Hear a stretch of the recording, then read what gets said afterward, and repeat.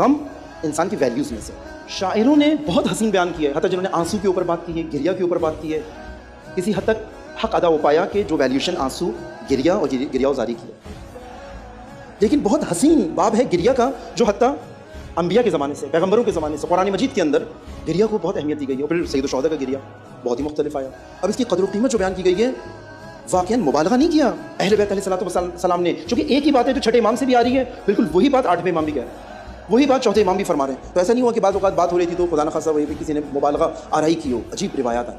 کلی طور پہ دو آنسو، دو پانی کے دو قطرے روایت میں ہے کہ دو قطرے خدا بند متعال کو بہت محبوب ہیں. ایک شہید کے خون کا قطرہ اور ایک وہ جو خوف خدا میں انسان سے نکلتا ہے. یہ دو قطرے خدا بند متعال کو بہت پسند ہیں. چونکہ ہدایت کے لیے، رہنمائی کے لیے، ہدایت کے لیے قلب کی پاکیزگی بہت ضروری ہے. اب آنسو کی ویلیوشن کہاں سے لگ رہی ہے؟